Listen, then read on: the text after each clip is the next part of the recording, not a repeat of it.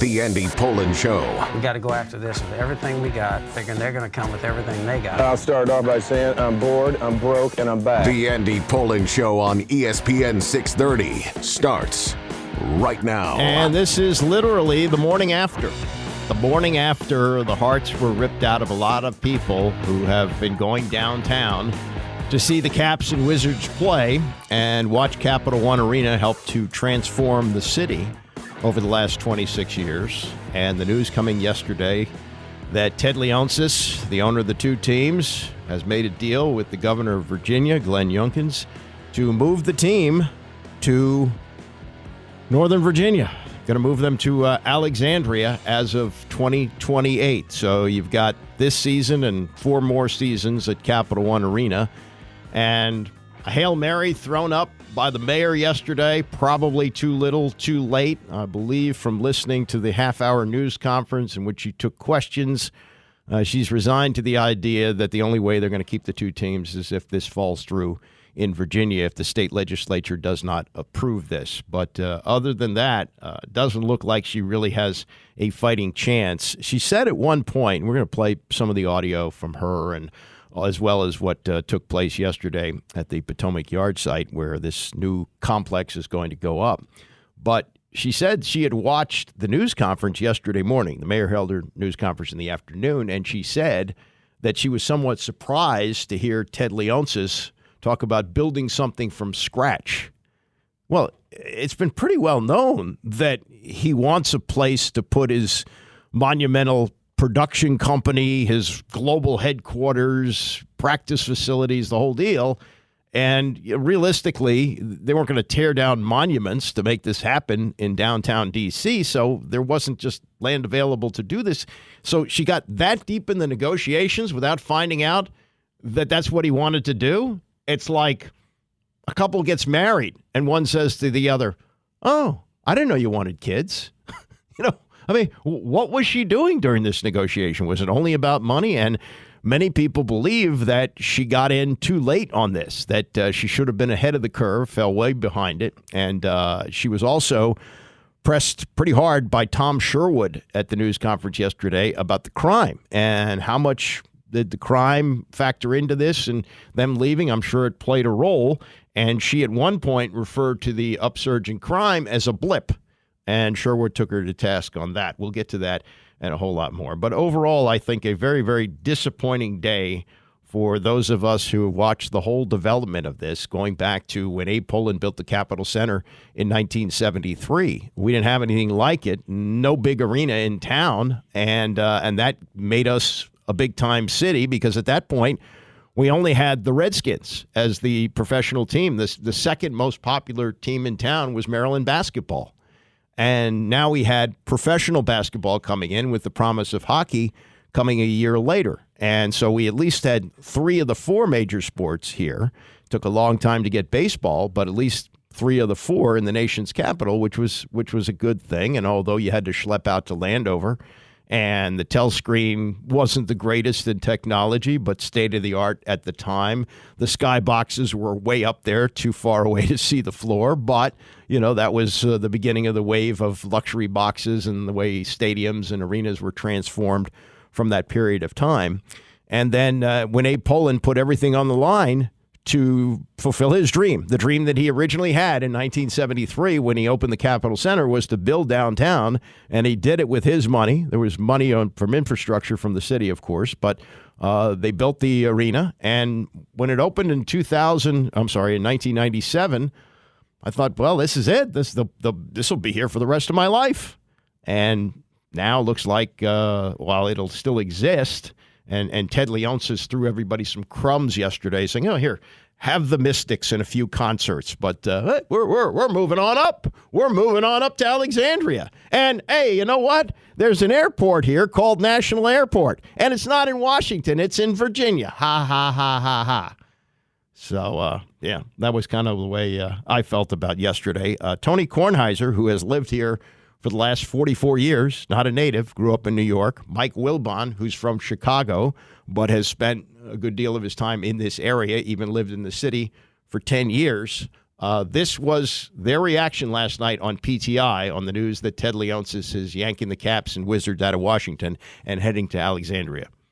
Wilbon, your reaction to Leonsis' plan? Anger, resentment. I started this yesterday and an aside late in the show. Anger. What?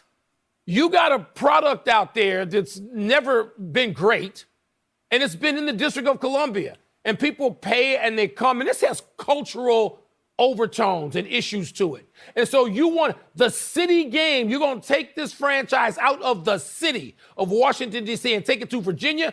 Tony, people like you and my wife, you guys need a passport to go from the district to Virginia. That's how much you hate going to Virginia. And that cultural context, people outside of this, the DMV don't understand it. You and I do. And so it's like, are you serious now? He wanted $600 million, and that was publicly stated. The mayor, who we both know, said $500 million. You mean to tell me those two sides can't get from 500 to 600? Is that too big a bridge to cross? I don't want to hear that. So maybe it's negotiating. If it's fine, Ted Leonsis has every right to do that. But don't tell me that that franchise is going to Virginia and leaving D.C. Don't tell me that. Okay, so I have thought a lot about this in the last couple of days since I learned about the possibility of this deal going forward. And I have tried hard to come up with the exact right word to express what I think about Ted Leonsis driving a stake through the middle of downtown D.C., the capital of the United States of America. And the word that I've come up with is villainy. And I will tell you it's even worse because he's a Georgetown grad. And the last time I looked, Georgetown was still in the District of Columbia. Yes. They had not yet moved to Virginia. I believe, Mike, that there's a real trust factor, a public trust factor, when you own a sports franchise. And I believe when you own two of them in the capital of the United States of America, it is a sacred trust. And to make this move for money, while at the same time, at least with one of these teams, putting a lousy product on the floor night after night after night, that to me is villainy. I'm going to just go on for a while. I have a prejudice here. I've lived here for 44 years, and you can tell me, oh, the football teams that you grew up with in New York, they're in New Jersey and nobody cares. And I will concede that. And I will concede that the football team here is in Maryland, though the next stadium is going to be back in D.C. because of this. And I will say this to you, Mike, that if I had the power to do this, that this evening, I would put padlocks on every single door at the Capital One Arena. And I would say, you want to go to Virginia? Go to Virginia now. Play your basketball games at George Mason University. Play your hockey games wherever you can rent ice time. I would do that. And I would also say, and you can't call them Washington anymore. No, you can't. They're the Virginia Capitals. They're the Virginia Wizards. Do you think they're going to be gone? Because I don't. I think that a deal, once again, hope you're right. If you're $100 million apart and it was 600 you want and 500 you're offered, you can't bridge that? Come on. I hope you're right. Are we supposed to believe that? I believe that we're playing in the city, and so I hear you, though. Kudos. Look, I moved out. I lived in the district for 10 years and left, all right? You still live there. Kudos to you, but I know you feel this. I know that's I do. Not a hot take. I know you feel it. Now, a couple things here on what Wilbon says. I don't think it's as simple as that.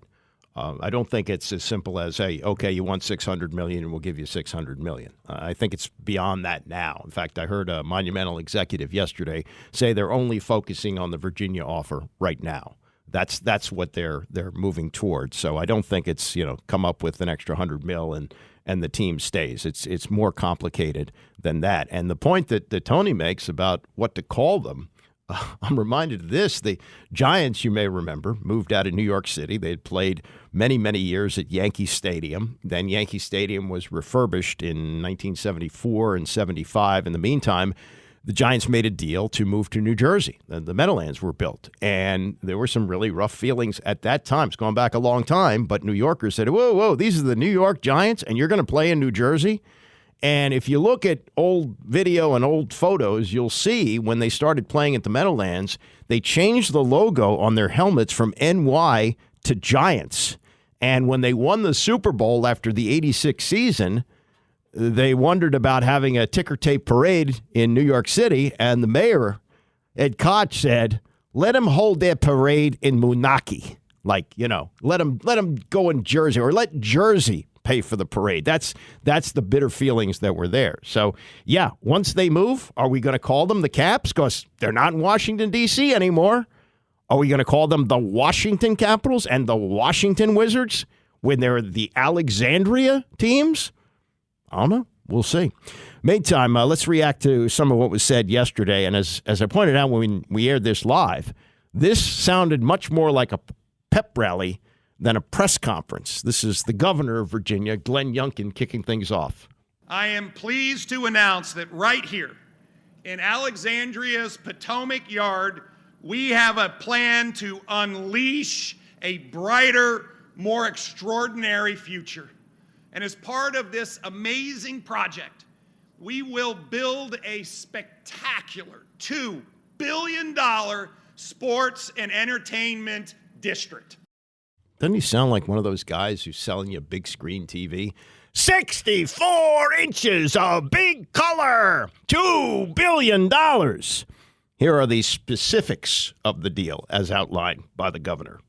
The 9 million square foot district will feature the global headquarters for monumental sports and entertainment, an extraordinary state-of-the-art arena that will be the home to both the Washington Capitals and the Washington Wizards.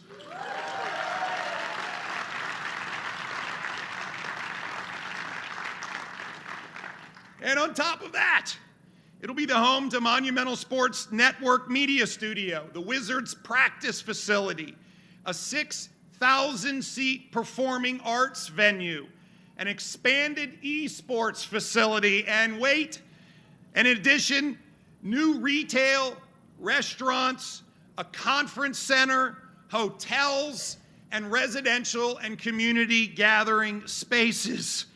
This is monumental. This is monumental. Professional wrestling. Rex Minturn is here, young enough to perhaps be interested in an esports facility.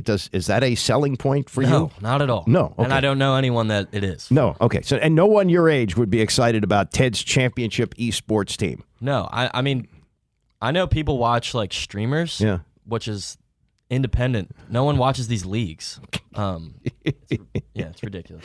So here's Ted, who, as pointed out by Candace Buckner in her column today, said in 2018 to the Washington Business Journal, I spent $110 million on renovations since I've owned the building, meaning now the Capital One Arena. I could see us spending another $100 million over the coming years on infrastructure and technology right there. My goal, the building is 20 years old. I'd like to get another 20 years out of it. Well, apparently 5 was enough for Ted, who now has transformed himself into this great leader of civic pride in Washington, D.C., to now the overlord of the entire DMV. And here is transparent Ted selling to all of us that this is going to be great for everybody in the entire region. That notion of community and DMV really is what our business is about.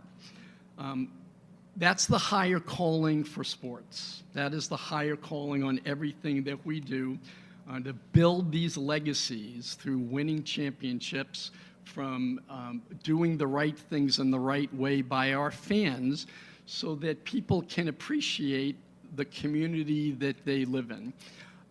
It's no secret that this great airport here is considered Washington National, yet it's in Virginia.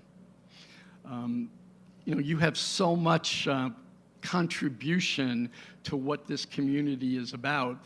And our moving here, if all of this goes as planned, we will still be a big, big part of the entire DMV. That is our goal. That is our commitment. Create jobs, pay taxes, hire people from Virginia Tech and George Mason. We want to leave much more than we take. And that is really the promise that my family and everyone in our community will continue to do. We want to build, though, the most fan-friendly experience. We have built our brand and our business and frankly, I've tried to build my career on being first, on being an innovator. And when we first came out here and I saw 70 acres and the ability to start with a clean slate and imagine what would an arena 30 years from now need to be built and be served, and to build a digital first experience. It really is a very, very romantic, but also pragmatic vision that we have that we can't do anywhere else.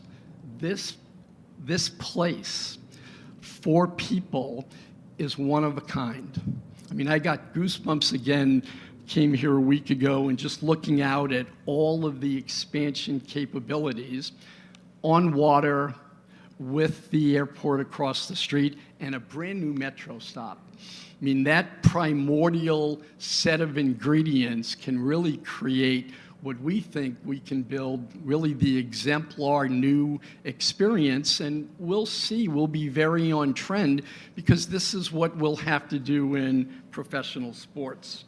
Okay. Well, old Ted there is leaving things behind. He went on to talk about how important women's sports are now, and he's going to yank the Mystics out of a $68 million facility that was built for him by the city in Southeast and put them in Capital One Arena. You have some dates there with them. Maybe they get 6,000, 7,000 people there a few nights, and he will have concerts there. And he's now all in on women's college basketball. He talked about how he, quote, watches a lot of Virginia Tech women's basketball. I would challenge him to name one player. I don't think he's really watched that, but that's what he's. Look, I know I'm taking the Caps and the Wizards to Alexandria, but yeah, we still got an arena there. We still got a downtown. We'll play some women's basketball games there. Maybe we'll play some CYO volleyball on some nights. You can't have the two jewel franchises that have the name of the city on them, by the way, the Washington Wizards and the Washington Capitals, but women's sports, and it's growing. So here, take this, and we'll take this stuff over across the river. Yeah. So, okay, Ted. This is the mayor. She held a news conference yesterday. We'll play some more of what she said. But this was the beginning and where she talked about where she is in negotiations with Ted Leonsis right now. We have been in serious talks with Monumental about staying in downtown Washington, staying in Chinatown. Over the last several days, you have seen the unanimous support of the D.C. Council.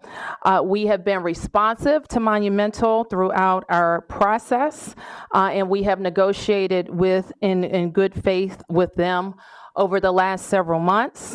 We have presented them with a series of offers that range from offers of 25 years and hundreds of millions of dollars to land deals until the one that we shared with you, our last and best final offer, all cash deal over 3 years totaling $500 million. Sounded to me, the tone of it for me was, yeah, we got the $500 million. This is a lot of money. We can get it to him right away, get him the first payment of the 3 years in a matter of months, get it done by the spring. He may have to wait in Virginia, but she's hanging her hat on the idea this is going to fall through in Virginia. I think more importantly is in her back pocket now is the Commanders. And this almost forces the city to do this, and it also pushes the Commanders towards D.C. because now Virginia's not going to pony up to get them. And the Maryland situation, the way Wes Moore has handled it, it hasn't gone very well. So this will likely put the Commanders in D.C., but at the same time, and it'll actually probably be a couple of years lag, maybe more. If they're going to leave in 2028, and realistically a stadium can't open in D.C. maybe till 2030, 2031, depending on how negotiations go and the breaking ground and all that, we'll have a couple of years, few years maybe, where the only Washington-based team will be the Nationals. And if you want to schlep across to Alexandria, you can. There is a metro stop there.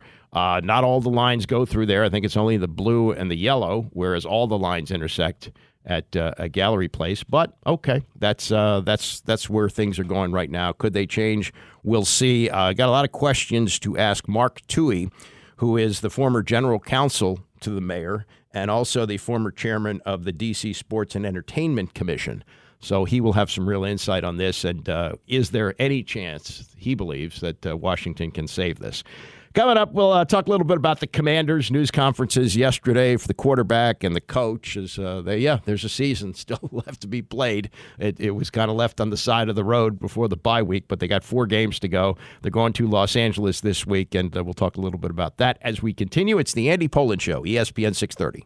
The Andy Pollin Show on ESPN 630, the sports capital. Until noon today, Tony is out. In an hour, we'll talk to Mark Touhey. He used to be head of the D.C. Sports and Entertainment Commission, also the former general counsel to the mayor, as we continue to follow up on the announcement yesterday that the Caps and the Wizards are splitting for Alexandria in 2028. Can they be saved for the district? That's a big question right now, but great excitement yesterday at Potomac Yard from the governor and from Ted Leonsis and the mayor of Alexandria. Everybody is just giddy at the idea that they're going to get those 2 teams in 2028. Meantime, they play on, and they play there tomorrow night. Wizards will take on the Indiana Pacers, who are in town after playing in Milwaukee last night. And in case you didn't hear about this is this seems like, I don't know, CYO stuff, bitty basketball stuff, really petty.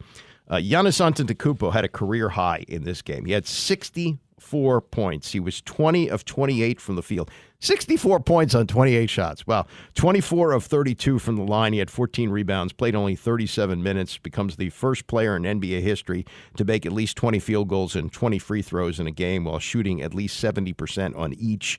It's the most points with fewer than 30 field goal attempts in a game. So he put up some numbers yesterday against a team that doesn't play much defense either. So tomorrow night's game, God knows what the over-under is, but it could be over 300 points. Who knows? But after the game, there was a dispute about the game ball, about who it belonged to. And the game was in Milwaukee, okay? But the Pacers took the ball for Oscar, I hope I'm pronouncing this right, Tshiebwe, I believe, Tshiebwe, scored his first official NBA point. I hope he's not a star, because that's going to be a tough name to learn how to pronounce. Anyway, they had taken the ball, and they wanted to give it to them. And Giannis came back, and he wanted the ball. And you say, oh, what a selfish pig, scores all those points, wants the ball. No, according to Antetokounmpo, he wanted the ball because he wanted to give it to teammate Damian Lillard, who made his 2,451st career three-pointer to pass Kyle Korver for 5th place in the NBA. And there was a lot of tugging back and forth. Not sure exactly who wound up with the ball. Carlisle said it's an unfortunate situation, coach of the Pacers. He says, we don't need the official game ball. There's 2 game balls there. They could have been, one of them could have been taken, but it didn't need to escalate to that. Really just unfortunate. 3rd game we played these guys in 2.5 weeks, so maybe heated competition. I understand all of that. Wow. I mean, they don't seem to be very significant balls. I think you would want the ball from the Wilt Chamberlain 100-point game. Nobody really seems to know where that is. It took place in 1962 in Hershey, Pennsylvania. But, okay, 5th all-time in three-pointers made. And, okay, Giannis did have a career high, but he didn't want the ball because he wanted to give it to Damian Lillard. And the Pacers wanted to give it to a rookie who scored his first point. They're not like baseballs. The guy gets his first career hit, they save the ball. Okay, the balls, they throw those in the stands all the time. Basketballs, you only have 2 of them. I mean, and you're going to display that on your mantle that you got 5th place in three-pointers made? No, you want the number 1 ball for that. I don't know. I'm going to find out some more about this today. I'm having lunch with Mark Boyle, who's the Pacers play-by-play guy, and I'll find out some more details and pass those along tomorrow. Meantime, we move to the Commanders, who are leaving early. They're leaving on a jet plane tomorrow, not Saturday, as they usually do for road games, I guess, to get used to the time change. And they, kind of had to reset here because you had this late bye after a season that went down the dumper weeks before that. I would say the season officially ended on Thanksgiving when they got blown out by the Cowboys, although they are not mathematically out, which is crazy with a 4-8 record, or 4-9 record, right? 4-9 record. They play 17 now. But this was Howell yesterday talking to the media about what he's looking to do in these last 4 games of the season. I want to make better decisions, take better care of the football, and I just want to be really, really consistent. I think I've done some really good things this year. I just need to do it at a more consistent rate. So I think that's my goal to go into these last 4 games and be really consistent and make plays and just play winning football. And we still have a lot to play for, and still 4 games left. We're going to take it 1 game at a time, and we really want to find out how good we can really be as a team because we feel like we still don't know that yet. We still think we can be a good football team. We still think we have so much potential, but we really haven't put it all together, and that's what we're going to try to do here these last 4 games. When you talk about building that consistency, what were some of the things you like that you say, man, if I could do this more regularly, that would be awesome? I mean, I just think when I was playing my best was when the ball was coming out fast. It kind of looked like I pretty much knew where the ball was going to go before the ball was even snapped. But yeah, I mean, I just think my decision making was very good, very quick, and I was just playing decisive football. And I think when I'm playing decisive and I'm delivering the football accurately, yeah, that's when I'm at my best. So that's what I'm going to do here these last 4 games. Yeah, he is still throwing interceptions, pick 6s in his last 3 games. And as far as his numbers for the year, he's near the top in both yards and attempts, but also sacks taken. I believe he's still on track to break the sacks record, but he's still got 4 games left to go. And he also yesterday reemphasized the need to get Terry McLaurin the football. If he doesn't get it, be the first time that he has not gotten 1,000 yards since his rookie year in 2019. And Terry McLaurin trying to pump everybody up. Say, hey, late bye week, we got a chance to reset our bodies. We'll see. This was Rivera yesterday, and there really, as I watch these news conferences, and I watch them every week, there really isn't much left to say anymore. Like everybody knows what's going to happen, including the coach. And there was even a report yesterday that Ron Rivera is totally at peace with what's going to happen. He understands and should understand. But as far as evaluating Howell, not for him because it's going to be the next coaching staff. But this is what Rivera says he's looking for over the last 4. I think the biggest thing in talking with EB about it is really his decision making. I mean, that's one of the things that is really always important with a quarterback is, is he making the right decisions, and then getting to him and asking why. Why were these decisions made? And how do you feel he's grown in that area? Well, I think he's learning. I really do. It's tough just because of our situation. Being down early in games it changes a lot of things that you want to do. And early on when as long as these games stay close, you can really see, how much he's gotten better. One player to keep an eye on is Jonathan Allen, who on radio a couple of weeks ago said, yeah, he's thought of wanting to play for somebody else. He wants to play for a winner. He came from Alabama. He's been here for 7 years. You remember he had that expletive-filled rant after the Giants game. Tired of this effing S, that kind of thing. And, is he at the point? I don't think he would demand a trade, but new coaching staff, new general manager, does he sit down and talk with them and say, look, you guys are clearly rebuilding here. You've got an owner who made a name for himself with the 76ers with the process of stinking for a long time before you got good. I mean, by the time this team is good, I'll be out of the league. I'll be too old. So he was asked about what he wants to do in these last 4, and I think his answer is very telling. At 4-9, it's amazing to say you still have a shot at the playoffs. 4 games left. What do you play for? I need a long time to answer that question. Besides the playoffs, because I feel like there's a lot of things that are out of our control. Mm-hmm. And, for the most part, until we start to play better, I'm not really worried about that. I'm trying to take it game by game. But besides that, I definitely play for legacy. I play for what the name will be left when I'm done playing the football game.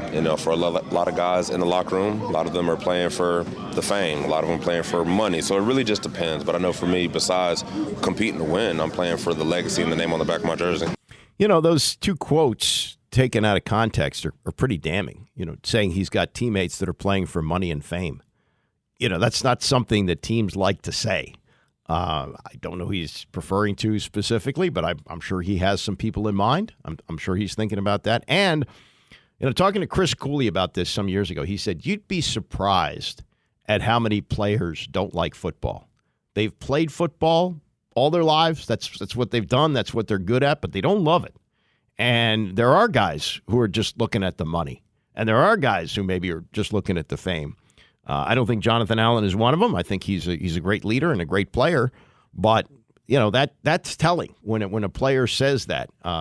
He's referring to his team. He's not referring to players, I don't think, around the league. The way I took it was, we got guys here who are playing for fame and playing for money. Not that anybody's going to turn down money, and money goes along with success and winning and all that. But that I thought was an interesting thing to hear. Last thing on the Commanders here, and we'll get back to them a little bit more in the next hour. The report the other day from Tom Curran, who's been covering the Patriots, I believe, since Bill Belichick got there, NBC Sports Boston. He's very much connected to the organization, knows Robert Kraft well, et cetera, et cetera. He has reported that the agreement has already been made, that there is going to be a separation between Bill Belichick and the Patriots at the end of the season. So the speculation now continues. A few weeks ago was, if you want him, you got to trade for him. Well, if that happens, you won't have to trade for him. And the question is, where does he go? This will be one of several openings that will come up in January. And Louis Riddick, analyst for ESPN, former front office executive with the Raiders, I believe, and he was definitely here. He's saying that, Bill Belichick's had a disastrous season. He's over 70, but he will definitely be in demand. This is Riddick yesterday with Dan Patrick. How attractive do you think he would be for, let's say, the Chargers, Washington, Carolina, anybody else? Oh, he's attractive for everybody, especially from a program building standpoint in terms of philosophically how he thinks you have to win in the NFL. He's always been a guy who's been a step ahead as far as schemes, strategies, tactics. He knows all that stuff. He hasn't lost his fastball in that way. But there's no question that some of the decisions that he's made as far as player selection have really burned him, man. He's really missed the mark on a couple of those. And see, that's going to be it. What kind of GM? Who do you got? Who do you got that you're going to pair with him that's going to be able to withstand the kind of, let's just say, pressure a guy like Bill will put on you? Because I can just tell you this. It ain't like anything you've ever seen before as far as being around somebody like that who is as demanding, as accomplished. It's not for everyone. It's just not.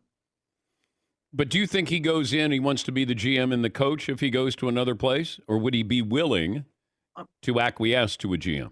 I don't really know. I would think that he would still, I don't think he would ever just give it up totally. I don't think he'll ever just be a guy who says, hey, you know what? I don't want anything to do with it. You just pick the players, I'll coach them. But I could see a situation now, like, remember, Andy used to have control of everything when he was in Philadelphia at one time.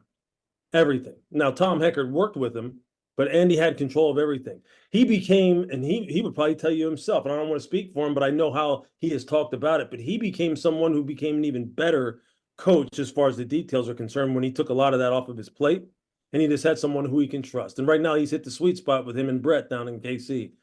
So could Bill do that? Of course he could, but who would that guy be? Who would it be that he would trust in that way? That's Louis Riddick. You're listening to that. That's not something you want here. And primarily coaching a team that's going to be on a rebuild with somebody else picking the players and Bill kind of having a say on it. Nah, I don't like that solution at all. But you continue to hear these analysts say that this is pretty common. Guy buys a team, new owner, wants to have instant credibility, has the ability to hire somebody like this and does it.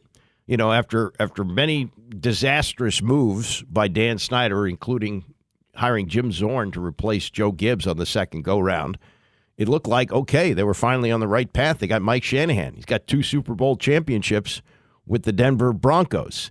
Looks like he's pretty good at hiring assistant coaches, which he was fabulous at here. They're all spread out all over the league having success.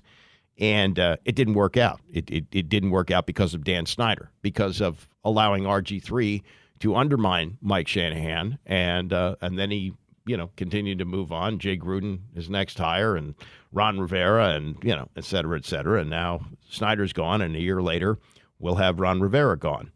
So I don't see it being a good fit here with Bill Belichick. I think the Chargers might be the best one. I can't see him going to work for David Tepper. After working for Bob Kraft all these years, and before that as an assistant under Wellington Mara, who was a great owner with the Giants. No, not going to happen. So it might be limited, but I don't want it limited to here. I don't want to see that. All right, next hour, we will hear from Mark Touhey, who's the former head of the D.C. Sports and Entertainment Commission, get a better idea where the district stands right now. Also more comments from Muriel Bowser at her news conference yesterday, and more on NFL officiating. Stay with us. It's the Andy Pollin Show, ESPN 630. And we are going till noon today. Tony is off. We'll talk in about 20 minutes to Mark Touhey, former head of the D.C. Sports and Entertainment Commission, following up on what happened yesterday, both with the announcement at Potomac Yard that the Caps and the Wizards are moving there in 2028, and the news conference that was held by Mayor Bowser yesterday afternoon in her hopes to hang on to the team. This was, as she was asked, and the answer is not a surprise, but she was asked, with the developments yesterday, what does this mean for D.C. possibly landing the Commanders? It doesn't change our position on the Commanders, and my position on the Commanders is clear. Yeah, it's clear. She wants the team. Now, Tom Lavera's got a column today, says exodus from city boosts Commanders' leverage. I think that's understood, but he's got some insight here, which I think is really spot on, and really will tell you why the Caps and the Wizards are essentially gone. And talked about her efforts to get the Commanders back into the city, and he quotes a district political insider. And he said, it's Sharon Pratt Kelly all over again, talking about how her negotiation, Sharon Pratt Kelly, who was the mayor at the time, didn't work out with Jack Kent Cooke when he attempted first. Remember, when we talk about Potomac Yards and Jack Kent Cooke's attempt to move them there, that was after a failed attempt to get D.C. to build them a new stadium, presumably on the RFK site. Now, I don't know how that would have worked out. I assume they would build a new stadium next to RFK, and they would have continued to play there. Other teams have done that. The Giants, they got their new stadium built next to the old Meadowlands. That has happened in various places. But what he's saying here is that she's maybe in over her head as she tries to get the Commanders to D.C., whatever talks have gone on so far. Now, the Sharon Pratt Kelly, to be fair, the story is that when Cook went in to negotiate, he did what he liked to do with women, is pinch him on the rear end. And she didn't take kindly to that, referring to him as a billionaire bully, and that just never happened. That D.C. negotiation never went anywhere. I don't know if it's as bad as that with Muriel Bowser, but a D.C. official saying Sharon Pratt Kelly all over again, that's meaningful to some of us who remember what happened at that point. That's a big thing. But with this happening now, and what was announced yesterday, I mean, is it impossible that Virginia can still make a bid to get the Commanders?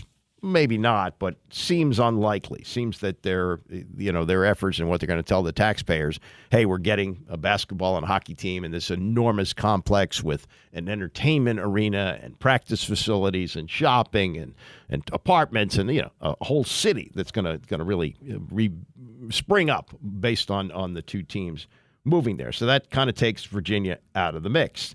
Then there's Maryland, and the Maryland plan is to have them build on the same site in Landover.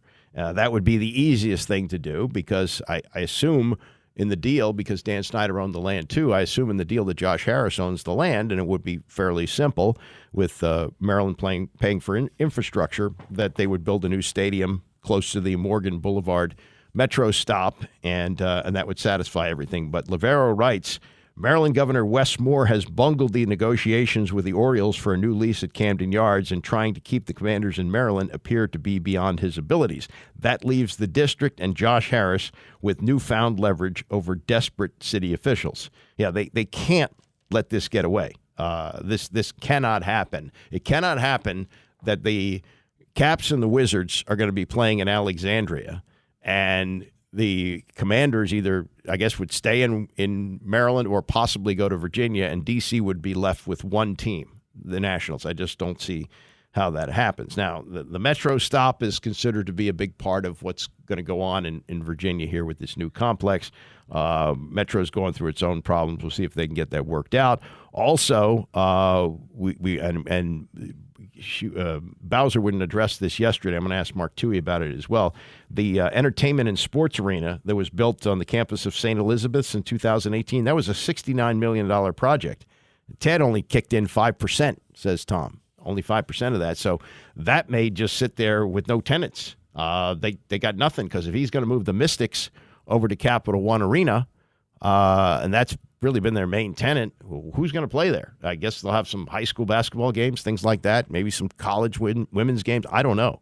But that was designed to be part of the effort to keep those teams in the city. That was part of what went on. Hey, Ted, we're going to build you a new practice facility. The one that they have, I guess, at Capital One Arena, they'd outgrown, so you can practice there, and we'll have the Mystics play there, and everything, businesses will spring up around it. Well, that really hasn't happened for a variety of reasons. Some of it may be related to the pandemic, given that that building opened in 2018. More from Muriel Bowser, and this was about the crime. We've talked a lot about what's gone on recently around the arena. There have been some carjackings. There have been some shootings. And that is considered to be among the reasons that Leonsis is bolting for Virginia. This was part of the news conference yesterday. I'll play this and the follow-up to what she said about the crime and the surge in crime that has happened recently around Capital One. We've heard from sources within the Monumental organization that there were two parts to this decision. One was the building, but also the persistent crime in Gallery Place in Chinatown.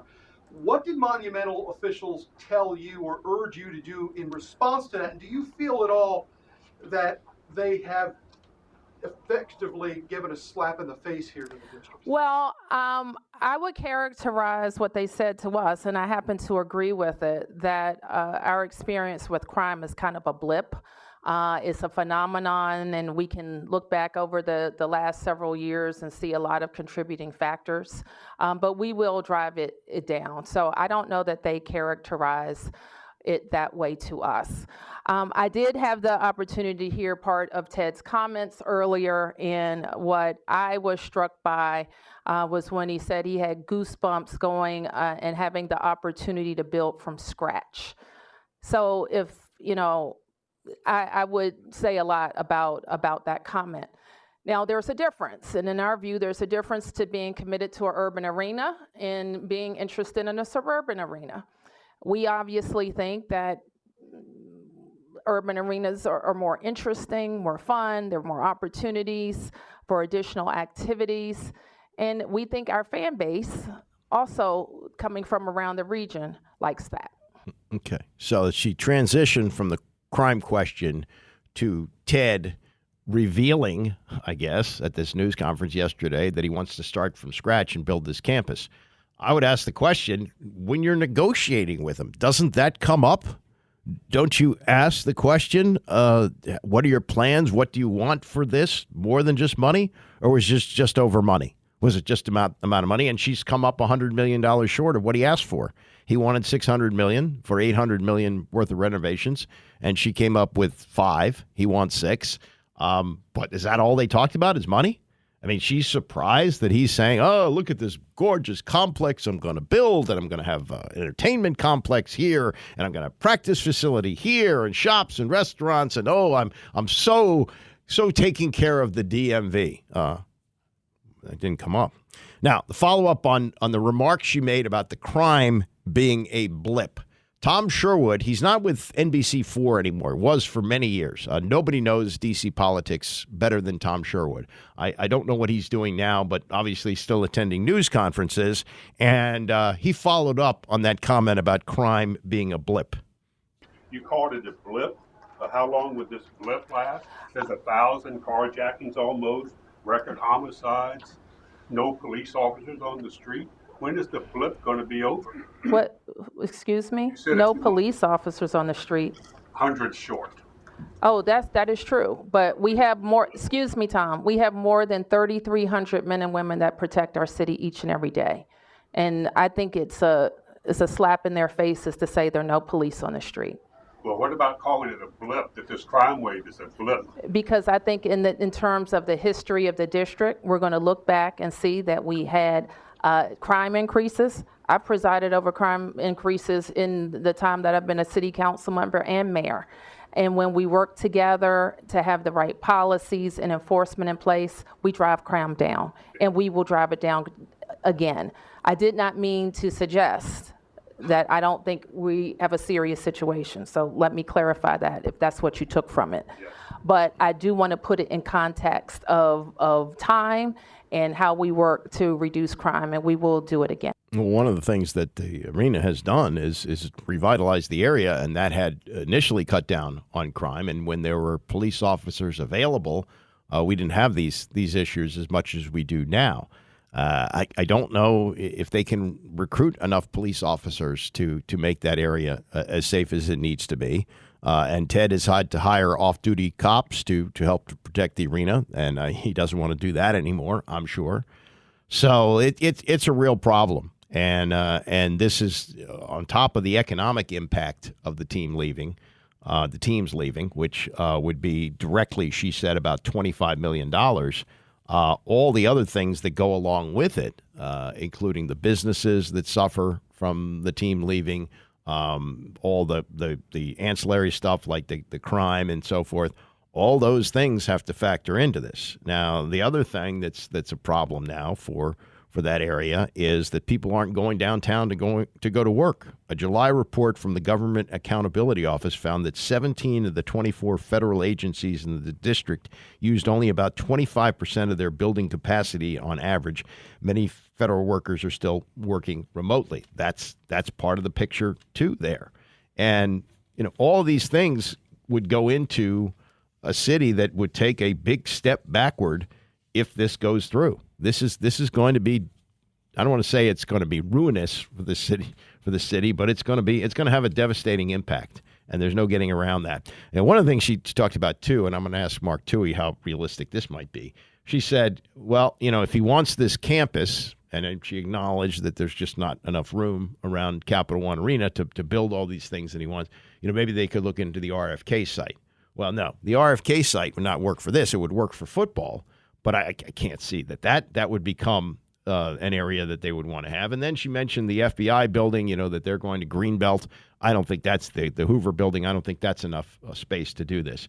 So a lot of real issues here, real serious issues. The hope is people like me don't want to see this happen, that somehow this comes together. But my overall feel from the news conference that she gave yesterday was her hope is that this is going to fall through in Virginia, and that Ted will have to come back and stay in the District of Columbia. She made promises like instant money because they could get all this approved. She says one of the things about not being a state is it only has to go through 13 people, the city council, to approve all this, and we can make this happen quickly. He can get his money right away, et cetera, et cetera, et cetera.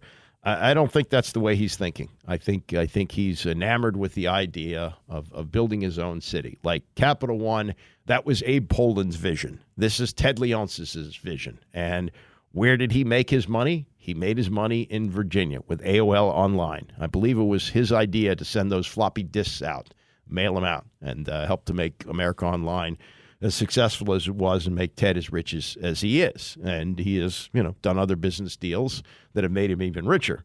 But Capital One Arena, that's Abe Poland. This, whatever this is going to be called at Potomac Yard, is going to be Ted Town. How about that? Ted Town. And he's very excited about that. Before we get to Mark Touhey, I saw this today. And this is either a great piece of negotiation or maybe just another indication of how Touhey Ohtani feels comfortable with the Dodgers. According to documents reviewed by ESPN, Touhey Ohtani's deal with the Dodgers allows him to opt out if owner Mark Walter or president of baseball operations Andrew Friedman is no longer involved with the team. Well, Walter's not going to sell. Okay, they're making money. Dodgers are very profitable. That's a very big operation and very successful in Los Angeles. But if this was negotiated by Andrew Friedman, a stroke of brilliance, that he's there as long as Ohtani is there. And Ohtani, I'm sure, has a no-trade clause in his contract. So if Ohtani, God forbid, doesn't work out with injuries, some knee injury, more arm injuries, shoulder, whatever, turns into a Strasburg situation, this guy Friedman is safe. He says, no, if he stays, I stay. And here's how it's worded in the contract. If specific change in Dodger personnel, player may opt out of contract at the end of the season, the change occurs. Two sources familiar confirmed an initial report by the Associated Press that specific change is in reference to Walter and Friedman. And he's due all this money at the end of the deal, the $68 million, the $680 million balloon payment. And it does not include a traditional opt-out. So he can't, if somehow he's so great that somebody wants to pay him more than $70 million a year, he can't opt out of that, but it does come with a full no-trade clause. And he will get a suite at Dodger Stadium for all regular season and postseason games, and will donate up to 1% of his deal to the team's charitable foundation, which is standard language in contracts. I'm sure he will donate more money. But how about that guy, coming home to his wife and saying, do you know what I just negotiated here? I just negotiated incredible job security off a player's deal. Now, the Ohtani deal was his idea. He wanted to defer all the money. He didn't want to take a dime because he's making $45 million a year in endorsements. And they checked and they said, well, the standard collective bargaining contract says you have to take at least the minimum. So they settled, instead of $740,000, which is the minimum, they settled on $2 million a year. But this guy Friedman, man, he is sitting pretty. Hey, he just looks out on the field. Oh, there's Touhey. He's still here.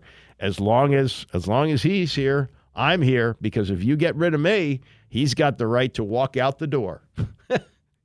Yeah, man, if there's some stuff there that's, hanky-panky, whatever, that could be a very, very ticklish situation for the Dodgers. Don't know him at all. Don't know anything about his history. That's just a real interesting clause in a contract.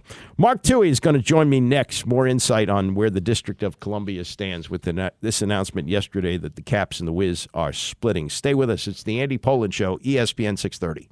The Andy Pollin Show on ESPN 630, the sports capital. Day after follow-up on the announcement yesterday that Ted Leonsis is taking the Wizards and Capitals to Alexandria in time for the 2028 to 2029 season. And the fallout for the district seems to be huge right now. The mayor held a news conference yesterday afternoon saying that they had their best offer and last offer of $500 million for Ted to stay, and said this about the offer. We know that our deal is the best. We think it's the best for Monumental, quite frankly. We know it's the best for our fans. We know it's the best for the city. And quite frankly, we think it's the best for the entire DMV. My friend Mark Touhey is joining us now. Thank you for the time, Mark. And listening to that, do you think that Muriel Bowser has a real fighting chance to keep the two teams? Well, it certainly, look, we're all hopeful that the mayor's expression that this might not happen, but I am not optimistic about that. I think the whole thing fell apart, and Leonsis has made a decision to move to Northern Virginia. I think it's very unfortunate for the district, for its fans, for the city in terms of the development of that area of the city. It's going to change, I think, dramatically. It's a very unfortunate situation, Andy, and frankly, it didn't have to happen. Yeah, and that's what I want to get to, because there have been critics who said that the district didn't react quickly enough, that this last-ditch effort here comes too late. It certainly comes up short of what Ted Leonsis had asked to stay. He wanted $600 million. The final offer was $500. Did the district, in your mind, drop the ball on this and not pursue this earlier? Well, I think the timing was unfortunate, Andy. This, from people that I've talked to, this could have been accomplished months ago. And for whatever reason, that didn't happen, and it came down to the wire. Phil Mendelson, I know, was very, very involved at the last moment and with the mayor trying to put this deal together. And I don't quarrel with the best and final offer amount. I don't know enough about those discussions, but I know in negotiations generally, if the parties want to come to a conclusion to keep the team here, that could have been worked out. Talking to Mark, I believe that's the case. We're talking to Mark Touhey, who's the former general counsel to Mayor Bowser and the former head of the D.C. Sports and Entertainment Commission, very instrumental in bringing baseball here in 2005.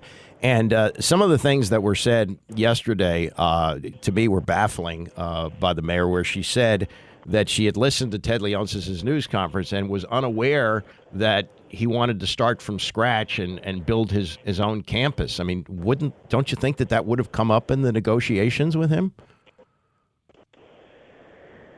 Well, the interesting question is how much actual negotiation took place. Right. I don't know the answer to that, but I'm not sure there was a lot of negotiation. I would have expected that Leonsis, had he been discussed this in negotiation, would have indicated his interest in starting from scratch. I never heard that before. So I don't know the answer to your question, but I just know this should have been all the terms and the conditions and the aspects, nuanced and otherwise, should have been on the table in the last few months. Yeah. I mean, apparently it was not the case. Yeah, and these are the kind of things that you want to get in front of. I mean, you're seeing other cities like Atlanta. They lost the Braves to the city of Atlanta. They're out in the suburbs with a similar situation. It's, I guess, better to be proactive than reactive, but it sounds very much to me like the city was very reactive to this and probably reactive too late. What do you think? Yeah, and I don't know, I do not know who on the mayor's team, in addition to the mayor and Chairman Mendelson, was at the table. Mayor had, unfortunately, a guy like John Falcecchio, for all his faults and problems, and they were real in the end, and he had to be dismissed. Falcecchio wouldn't have let this happen. Why not? I mean, he was a good negotiator, and he would not have let this fall through the cracks. Mm-hmm. Yeah. So somebody dropped the ball here. That's. Well, I think there wasn't enough active discussion, ongoing back and forth, ironing out the terms, other than just the money. And so it appears that at the same time, Ted Leonsis was in active discussions with the folks in Virginia, and it happened. Yeah. It's unfortunate. It really is. And you in your role in helping to bring baseball to D.C., I believe you said this in a conversation, that the Capital One Arena, or MCI Center as it was known then, they looked at the traffic coming in from Metro and how instrumental that was in bringing people in. And that was helpful, right, in getting Nats Park built because they saw how many people? Explain that. Go ahead. Well, when the arena was built at 7th and F, with people like Abe Poland, very committed to the district, and Marion Barry and Jack Evans and others, they all saw the potential that Metro and ongoing development in that part of town, how it would change dramatically the character of that northwest part of the neighborhood, and that we applied that same formula to the M Street quarter in Southeast, and look what happened. It's now a whole commercial and residential neighborhood that's flourishing at night, during the day, and Mayor Williams and I, and others, believe that what happened on 7th Street would happen on M Street, and it did. Yeah. Now what's going to happen? I don't know. Yeah. I don't know. I mean, in the environment we're in right now, with real estate on the decline, I think I feel very much for the theaters and the restaurants in that area. I mean, it's not going to happen overnight because the team's going to be there for a few years, but down the road, it's going to change. Yeah, no question. And I don't think it's going to change for the better. Talking to Mark Touhey, former general counsel to the mayor, former head of the D.C. Sports Commission, as the announcement coming yesterday that the two teams are splitting in 2028. The mayor mentioned an immediate economic impact just from the, the arena of $25 million. That kind of loss in revenue, can you put a picture of how much that would impact the city, just losing that, not to mention the other tax revenue that they would get from the two teams leaving? Well, I can't really address the number that the mayor. I respect the mayor's judgment on that, but it's going to be very consequential to the district at a time when, coming out of the pandemic. I think the mayor and the council, have done a good job trying to put an economic package for the future together, and this is going to be a big hit. Yeah. Yes, it is. Yeah, no question. The question that we have about the arena that exists there, Ted in his news conference yesterday said that they would still have concerts there. He would move the Mystics there, which is, another part of the picture, too, because the city, built a $68 million facility for them in Southeast, and I guess they just abandoned that. There's that, and would that be enough to sustain an arena for that amount of time? Women's basketball games and occasional concerts, could they subsist on that? Well, I really question whether or not it's a good idea to leave that arena. We spent a considerable amount of money on a very good facility that is an important part of the economic development of that part of Southeast Washington. And it suits very well, by size, the audience for the Mystics. To walk away from that, first of all, the Mystics are not going to draw the kind of crowds that'll fit, in the Capital One Arena. It's just too big. But more importantly, the arena in Southeast was an important economic development and sports development for the community. And to walk away from that now, to put them into a facility that's way too large for that, I don't understand that. But as far as concerts, that may happen. That may occur, continue to occur.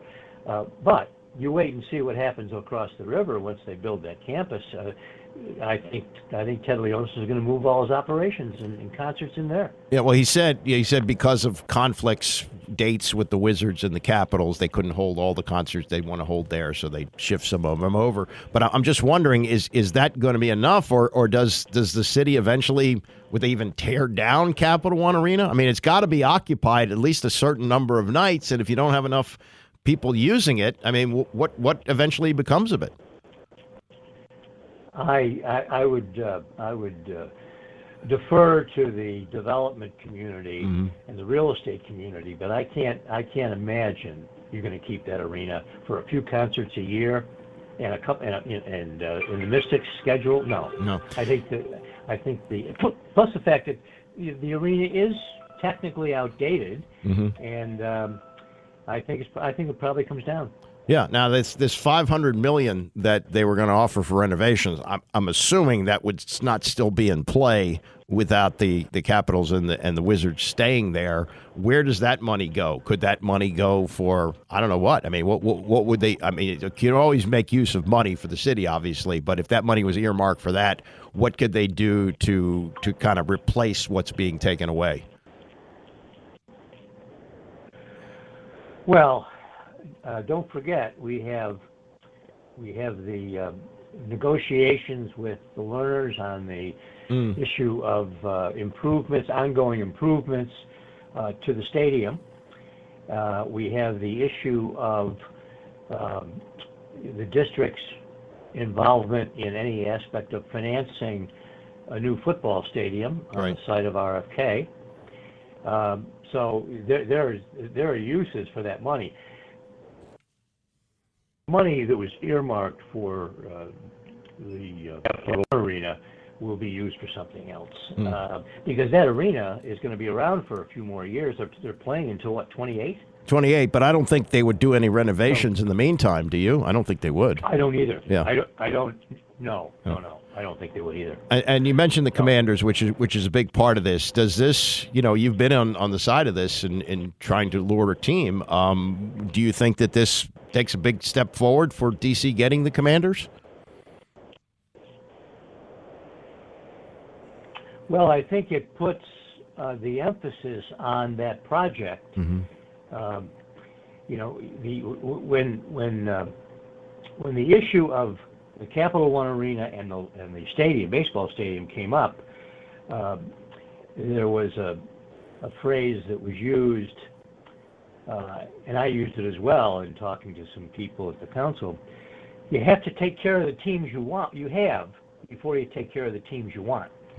Well, that is now half of that teams we have is going to be out the window. Right. So that really increases the emphasis and the pressure on getting a decision from Josh Harris to locate on the RFK site and to have the district and the team negotiate a resolution of this and the financing of that project. Yeah, it does put some pressure on it. It sure does. All right, one last thing. But frankly, go ahead. Frankly, Andy, I believe the NFL wants the team stadium at RFK, not in Maryland or Virginia. Mm-hmm. That's my view. Yeah, I agree with that. I think the league would like actually that to happen, and I would assume Virginia's out of money, so on this kind of thing, so their efforts to get them would be diminished, and whether they stay in Maryland or not, I don't think anybody wants them on the site they are. The last thing about this Capital One Arena, how does that work? Ted is still a paying tenant of that, so if he wants to put games and concerts in there, he can, or does the city say to him, we'll let you use it for that? How does that arrangement work? Do you know? Well, he's a paying tenant for the remainder of the lease. Okay. And I think he can he has the ability and the authority, and I think the city would support it, for him to continue to put events in there, sure. Okay, and after that would be after 20. I don't know how long the lease goes, but does it go beyond 2028? Would he still be under the terms of that at that point? I don't know the answer to that off the top of my head. I think the lease ends then. I think the plan was to extend it in this offer that was made by the mayor and the chair of the council to extend it out. I think 25 more years or so. But no, I think it'll end, and there'll be decisions that have to be made about what to do with this building after 2028. Yeah. So Ted saying, I'll just stick the Mystics and some concerts there. He may not have the ability to do that by 2028, right? He may not. He may not. Yeah. Good point. Mark, very good to talk to you as always, and I appreciate your insight very much. I'll catch up with you soon. Always good to talk to you, Andy. Keep up the good work. Thanks. Mark Touhey, who is, talk about civic-minded. He's one of the most successful attorneys in our city, and giving back in a way is head of the D.C. Sports Commission. He was also at one point co-chairman of the D.C. Police Foundation. Crime is all a part of this picture too, and you hope that gets better. And his work as the counsel to the mayor. But you heard what he had to say. He does not sound optimistic in any way. Mark was the one who told me when Linda Kropp had done all she could to kill the deal to build Nats Park back in 2004. The city council had to approve it. I think it was a $410 million deal. She thought they wouldn't recoup the tax money fast enough. As they found out, they got it back in a hurry. But she wanted to not pay that kind of money. And there was a lot of negotiating that went back and forth. And at one point, it looked dead. Looked like we weren't going to get the stadium built, and therefore the Expos were not going to move here. And I remember talking to Mark that morning after, and he said, no. He said that this will get itself worked out. It's still early in the process, and it did. But in this case, it doesn't sound like he's saying, okay, Virginia's got this deal, but let's see what happens. No, he sounded very pessimistic to me, and I know Mark pretty well. He sounds very pessimistic to me about the chances of this being saved. That it looks like these two teams are gone, and what happens from here, who knows?